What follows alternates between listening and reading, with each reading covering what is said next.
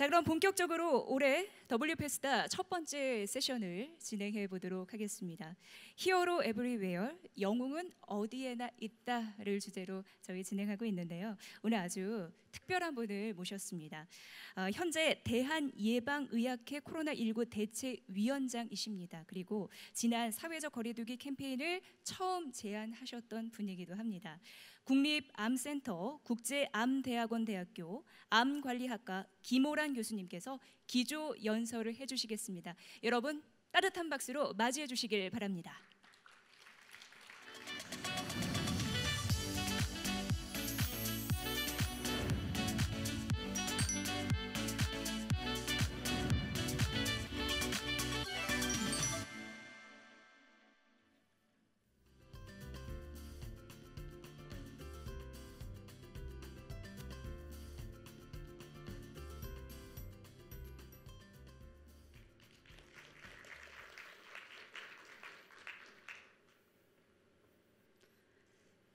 안녕하세요. 국립암센터대학원의 김호란 교수입니다. 이렇게 큰 자리에 불러주셔서 감사드립니다. 영광입니다. 코로나19가 시작된 다음에 이렇게 많은 사람이 모인 곳에 온 것은 처음인 것 같습니다. 방역수칙을 잘 지키고 앉아 계시니까 문제가 없을 것 같습니다. 제가 오늘 발표할 주제는 코로나19가 던진 과제 그리고 영웅들에 대한 것입니다.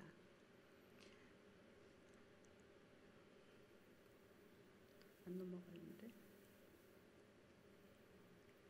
예, 제가 말씀드릴 오늘 강연의 목차입니다.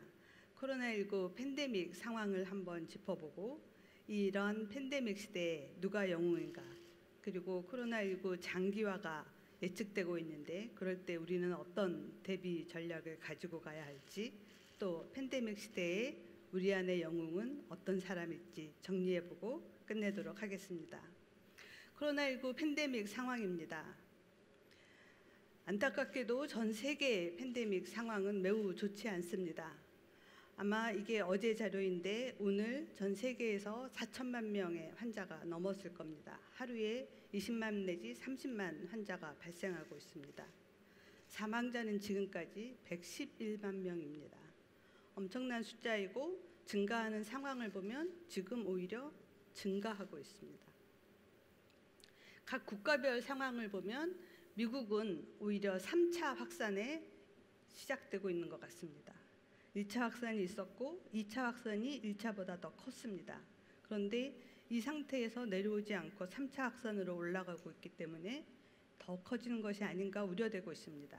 또한 유럽의 많은 나라들이 1차보다 큰 2차 확산을 지금 겪고 있습니다. 우리나라는 어떨까요? 우리나라는 잘 아시다시피 2월 중순부터 3월 초까지 대구 경북을 중심으로 커다란 피크가 있었습니다. 하루에 900명까지 나오는 아찔한 순간이 있었습니다. 이후에는 정말 잘 관리가 돼서 하루에 한 명도 환자가 나오지 않는 날도 있었고, 우리나라 인구의 60%가 넘는 사람이 총선을 무사히 치르기도 하였습니다. 그런데 이후에 이태원발, 개척교회발, 방문 판매발 작은 유행이 지속되다가 8월 15일을 기점으로 2차 확산이 있었습니다.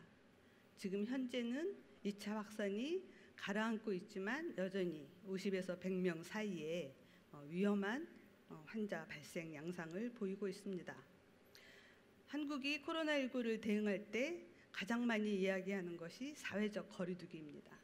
아시다시피 2월 29일 날 사회적 거리두기가 국가적으로 처음 시행이 됐고, 이후에 강화된 사회적 거리두기, 또 완화된 사회적 거리두기, 또 핀셋 방역으로 유흥주점과 방문 판매를 금지하고, 8월 15일부터는 2단계와 2.5단계, 2단계를 왔다 갔다 하다가 지금 지난주부터 1단계로 내려온 상황입니다. 언제라도 환자가 늘어나면 다시 단계 조정이 될 것입니다.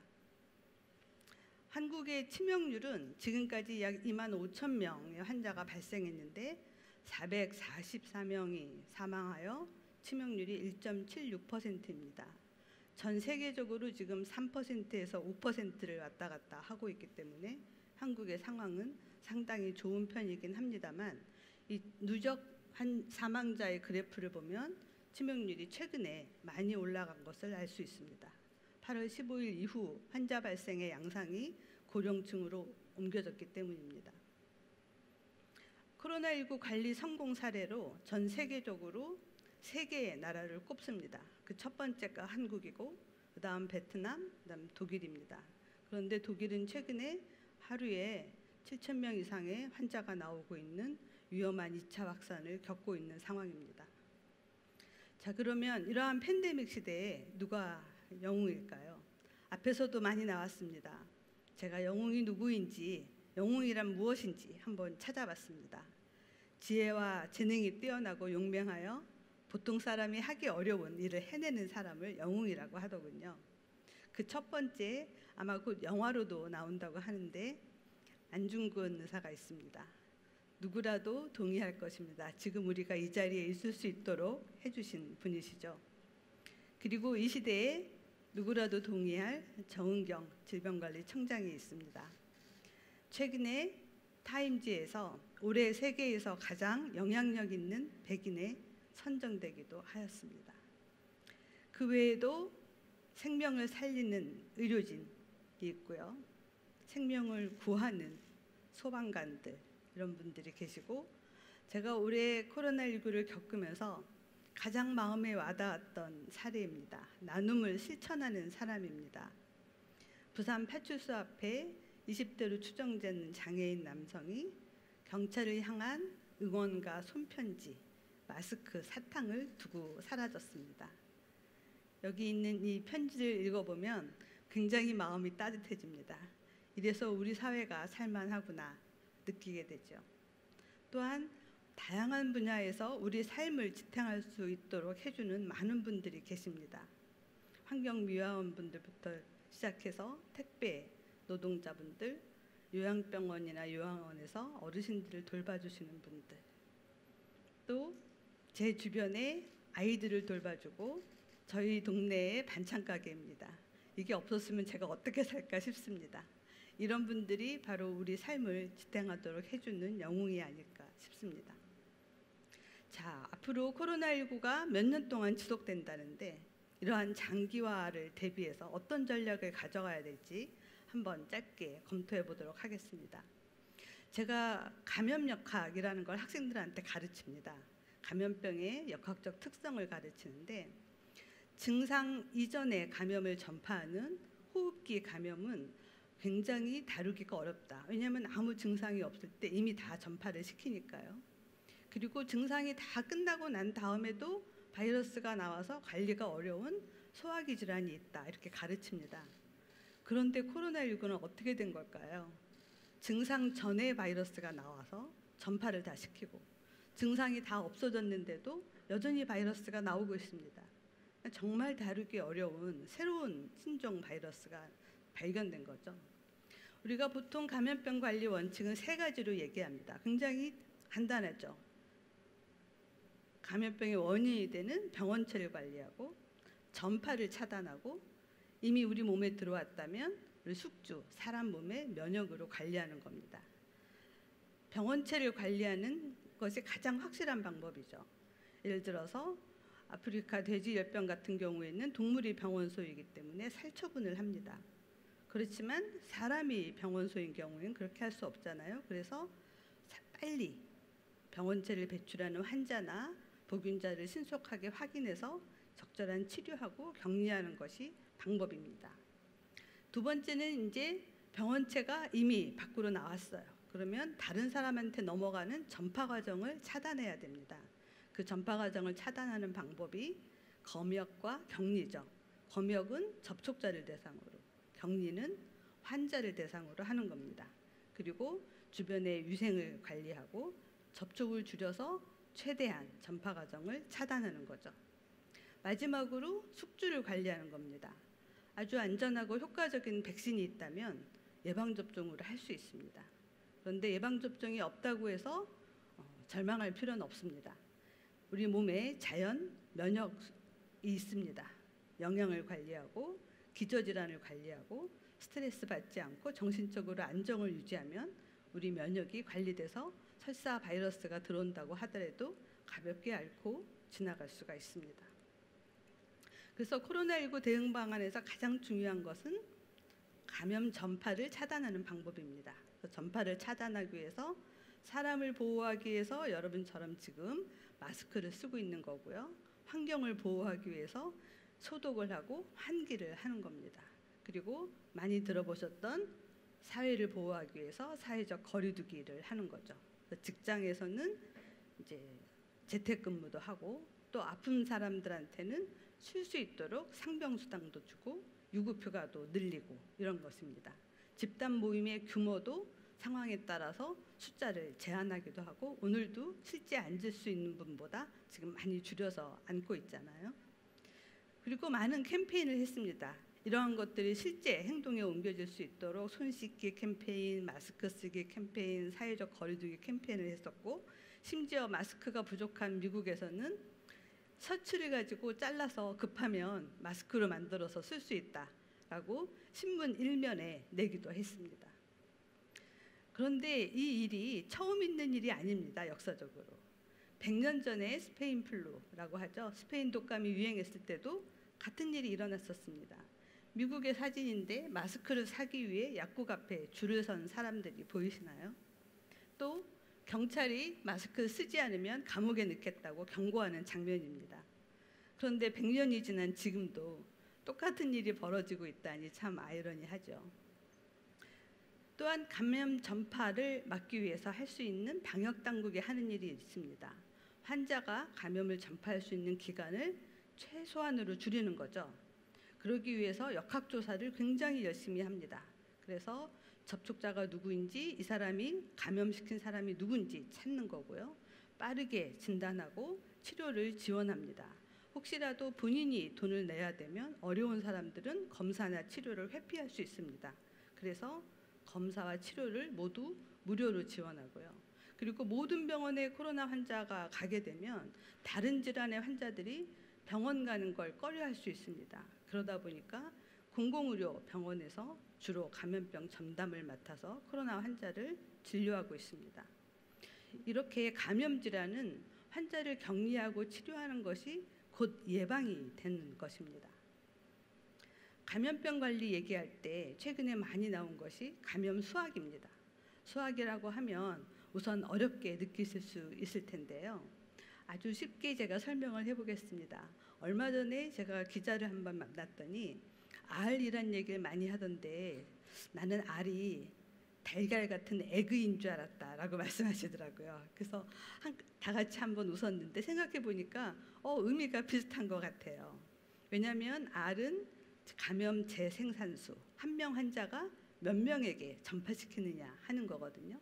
그래서 만약에 알이 2다 그러면 한 명이 2명을 전파시키는 겁니다.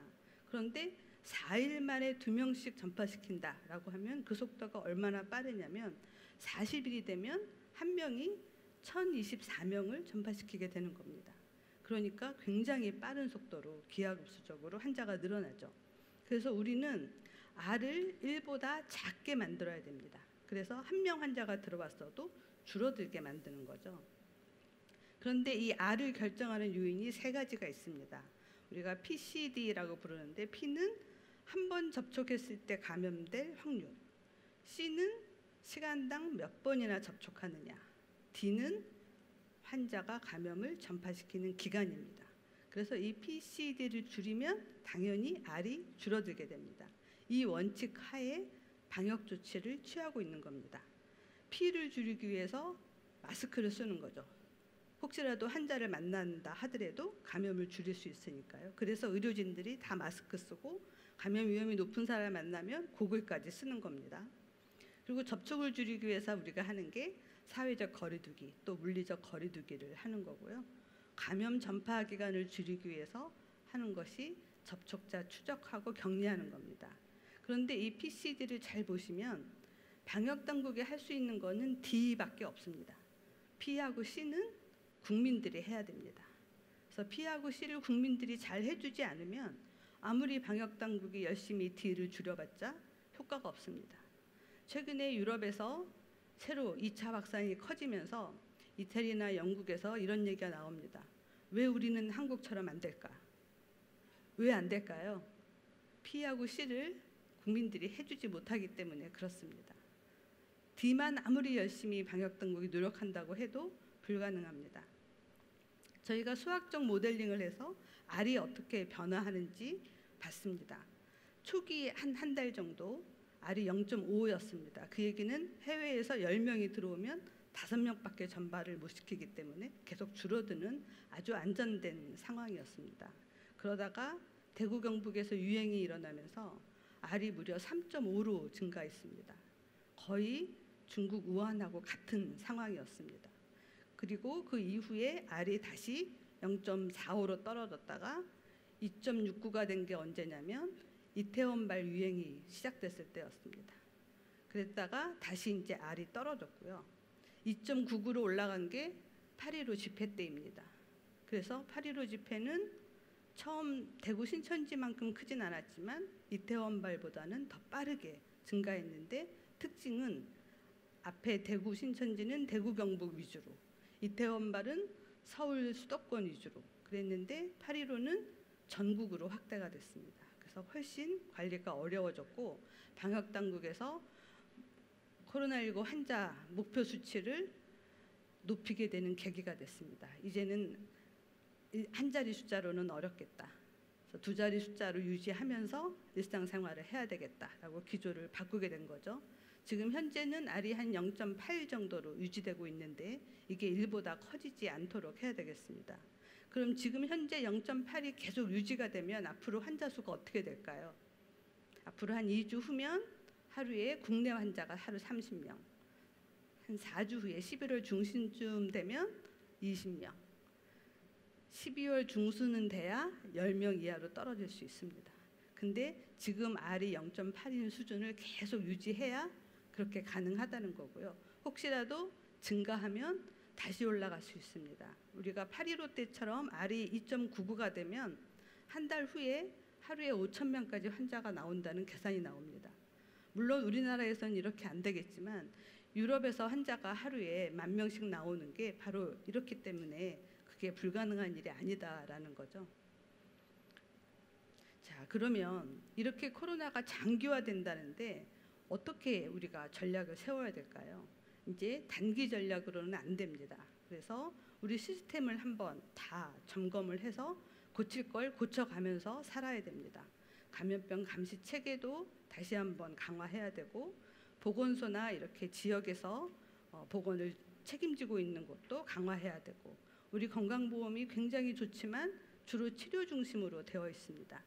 예방도 할 수 있도록 무게중심을 좀 옮겨야 되고 감염병 예방법도 굉장히 강력한 법이긴 합니다만 혹시라도 인권을 너무 제한하는 것이 아닌지 살펴서 공동체의 보호를 위한 사회적 합의가 필요합니다. 또한 전문 인력 양성도 지금부터라도 늦었지만 빠르게 시작해야 됩니다. 치료하는 의료인뿐만 아니라 방역하는 분, 감염병 정책을 담당하는 분이 필요하고 기초의과학의 연구 인력도 지금부터라도 양성을 해야 됩니다. 앞으로 치료제나 백신을 생산하는 데 있어서 계속해서 외국의 것을 수입해다가만 쓴다고 한다면 우리는 백신 주권이 없어지는 나라가 됩니다.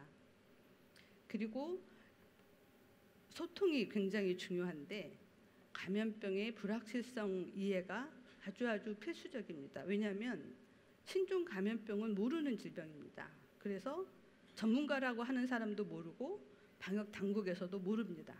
그래서 어떤 의사결정을 내릴 때 그 의사결정이 당장 내일이라도 바뀔 수 있다는 것을 국민이 이해해야 합니다. 왜냐하면 의사결정은 오늘까지 우리가 알고 있는 지식으로 내리는 결정입니다. 그런데 내일이 됐는데 새로운 지식이 나왔다. 그러면 정책이 바로 바뀌어야 합니다. 또 어느 나라든지 예방과 대비가 부족하면 감염병으로 인한 보건 위기가 올 수 있습니다. 그런 보건 위기 상황에서 감염병 관리에 관한 의사결정은 보건 전문가가 하는 것이 아닙니다. 국가의 책임을 지는 대통령과 총리, 지자체 장들이 내리는 결정입니다. 그 부분에 대한 이해가 필요하고요. 또 한 가지는 감염병 확산이 어떤 바이러스의 변이나 이런 생물체, 숙주의 요인뿐만이 아니라 굉장히 다양한 요인과 관련되어 있다. 특히나 우리의 행동 요인들이 복합적으로 관련되어 있다 하는 것을 이해해야 됩니다. 만약에 감염병의 확산에 대한 이해가 부족하게 되면 가짜 뉴스가 확산되게 되고, 그러다 보면 우리 행동에 대해서 제어가 안 되고 감염병이 더욱 확산하는 그런 악순환이 생길 수가 있습니다. 또한 지금과 같은 팬데믹은 한 국가의 문제가 아닙니다. 국제 협력이 어느 때보다 중요한 시대가 되었습니다. 전 세계가 연결되어 있기 때문에 어느 한 나라만의 역량으로 이 질병 유행을 끝낼 수가 없습니다. 그래서 연대와 협력으로 특히나 감염 위험이 높은 저개발 국가부터 지원해서 거기서 감염이 줄어들어야 전 세계가 점차 안정될 수 있을 것이라고 생각합니다. 지금 또 인플루엔자 시절이 돌아오고 있습니다. 계절이 매년 11월 한 중순 정도 되면 이제 독감 예보를 내게 되는데요. 독감은 다행스럽게 이미 100년이 넘었기 때문에 비약물적 조치, 우리가 마스크 쓰고 손 씻기 하고 사회적 거리두기 하는 것뿐만 아니라 약물적 조치, 약도 있고 백신도 있습니다. 국가에서는 만약을 대비해서 전 국민의 약 20%가 사용할 수 있는 항바이러스제 타미플루를 비축하고 있습니다. 또한 올해 백신도 전 국민의 60%가 맞을 수 있을 만큼 물량을 확보했습니다. 그렇지만 현재의 예방접종 시스템은 주로 연령 기준으로 하고 있습니다. 의료진이라든지 돌봄 노동자가 예방접종을 받아야 하고, 만성질환자나 신장 투석을 받고 있는 사람들, 이런 분들 예방접종을 받아야 됩니다. 또한 새로운 코로나 백신이 곧 나올 텐데요. 백신 접종 데이터베이스 시스템이 굉장히 부실합니다. 이걸 강화해서 백신을 사용하면서 계속해서 부작용, 이상 반응도 모니터링 해나갈 수 있는 시스템이 필요합니다. 다행스럽게도 우리보다 앞서서 인플루엔자 시즌을 겪은 남반구 나라들이 있습니다. 그 나라 상황을 봤더니 굉장히 희망적입니다. 지금까지와 다르게 요 빨간색이 인플루엔자인데요. 거의 유행을 겪지 않았습니다. 왜 그럴까요? 해외여행이 다 막혀 있죠. 보통 인플루엔자가 남반구에서 북반구로, 북반구에서 남반구로 계속 돌고 돕니다. 나라에서 나라로. 그런데 모든 사람들이 국가에서 국가로 지금 이동을 못하고 있죠. 그래서 해외 유입이 안 되고 있고, 또 코로나19 때문에 마스크 쓰고 손 씻기 하면서 사회적 거리두기를 하니까 인플루엔자도 관리가 되고 있는 겁니다. 또한 예방접종도 올해는 굉장히 많이 열심히들 했죠. 그래서 아마도 우리나라도 인플루엔자 유행이 아주 크게 나타나지는 않을 것이라고 생각합니다. 자, 오늘의 주제죠. 팬데믹 시대의 우리 안의 영웅. 고민해봤습니다. 어떤 사람들이 영웅일까요? 앞에서도 나왔습니다만 자신의 맡은 일을 묵묵히 최선을 다해 하시는 분들, 힘들어도 참고 책임진 일은 끝까지 해내시는 분들, 또한 손해볼 수도 있지만 양심에 따라 행동하시는 분들, 내 주변에 어렵고 힘든 이에게 손을 내미는 실천을 하시는 분들, 또 요즘에 댓글들도 많이 있죠. 오는 말이 곱지 않아도 가는 말은 곱게 하시는 분들.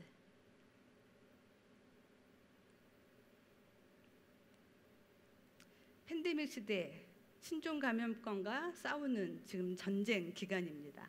우리 안의 영웅은 답답해도 마스크 잘 쓰고 거리두기 지키시는 분들, 또 역학조사에서 두렵지만 솔직하게 적극적으로 참여해 주시는 분들, 또 자가격리 판정을 받으신 다음에 걱정되고 힘들어도 끝까지 자가격리 지켜내신 분들, 또 코로나19 확진 판정을 받으신 후에 얼마나 겁이 났겠습니까? 끝까지 끝내 이겨내신 모든 분들, 그리고 이분들 옆에서 함께 싸워주신 분들, 이러한 역사적인 팬데믹 시대를 살아내는 우리 모두가 영웅이 아닐까 싶습니다.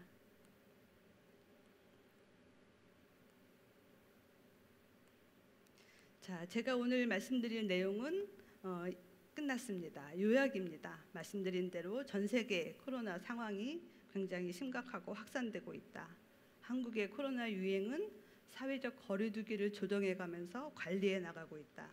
감염병 대응은 원칙과 감염 수학 REPCD라는 것을 기억해 주시기 바랍니다. 그것으로 관리해 나가고 있고 코로나19 장기화에 대한 전략으로 불확실성에 대한 이해와 인력 양성이 필요하고 힘든 이웃과 국가부터 먼저 지지하고 지원하고 이 시대의 영웅은 이웃을 배려하는 우리 모두가 될 것이다 라고 생각합니다. 지금 아직 코로나 백신이 나오지 않았지만 응원과 지지, 격려, 연대가 지금까지 우리가 알고 있는 최고의 백신이라고 생각합니다. 코로나19 위기를 연대와 협력으로 극복하는 우리 모두가 영웅이라고 생각합니다. 어떠신가요? 감사합니다. 네, 김호란 교수님의 기조연설 잘 들었습니다. 코로나19 국내외의 현황을 또 말씀해 주셨고요. 이제 우리는 앞으로 뭐 감염, 전염병, 질병 이런 데에 노출이 되어 있습니다. 그렇기 때문에 K-방역의 과제, 불확실한 시대에 어떤 이종표를 따라서 가야 될지 그에 대해서 자세하게 좀 들을 수 있는 시간이었고요. 그리고 그 취재 기사를 보니까 질병관리본부에서 이 질병관리청으로 승격이 돼서 굉장히 감격하셨다라고 들었습니다. 봤고요. 그런 부분에서 예방의학을 또 전공하는 많은 이들에게 존재만으로도 힘이 되어주시는 분이구나라는 걸 느낄 수가 있었습니다. 앞으로도 이런 부분에서 많은 또 응원과 관심이 필요하지 않나라는 생각을 해보게 됐습니다. 잘 들었고요.